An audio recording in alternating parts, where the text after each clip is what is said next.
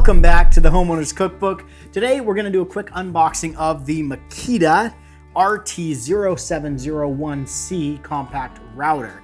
And I wanted to do this unboxing with you guys just if you're looking into getting a compact router, something that's not too expensive that you'll be able to use for trim, baseboard, little things. This is not really meant to be a very powerful router for big things, but the reason I got this is because I want to start getting into some handheld CNC stuff. I want to be able to make my own baseboard. When we renovated our house here, we bought a ton of baseboard from Home Depot, already routed or decorated, and it was expensive. So I wanted to get a router of my own, partly to get into the handheld CNC stuff. If you're interested in that, subscribe to this channel. I'll be posting more videos as I go.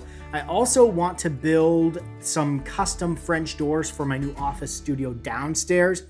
So that's something where a router is definitely going to come in handy, because on a French door, there's a lot of panes of glass. And so I need to route out and build a groove in the back to set the glass in. So really need a router for those sorts of things. And so I figured it's time. I picked this up for, I think it was around $100 from Home Depot. They've been sold out everywhere recently, and so I was really happy that I was able to find one in stock, picked it up.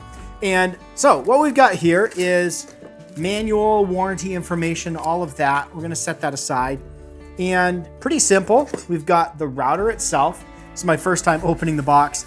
I wanted to just go through it. If you're curious about this router, what it comes with, I know some of them come with guards, some of them come with different base plates. So this is a really nice size router. You can adjust the depth very quickly by just flipping this little piece out and sliding it up and down. It does have a little dial here to dial in precise depth measurement. It has variable speed. So up here is the speed dial, your on off switch right here. And let's figure out what else is in here. Comes with a guide right here.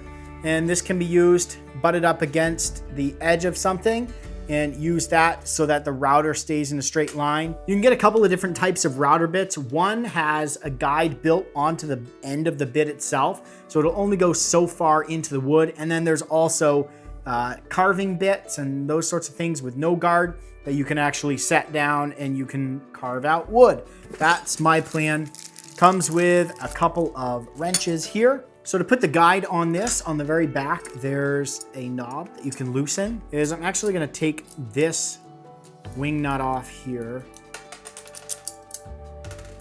And we're gonna take this piece right here, and this sits right up in here. Loosen this up a little more. Sits right up in there. There's a little groove at the top of this. So sit that there, tighten that right up.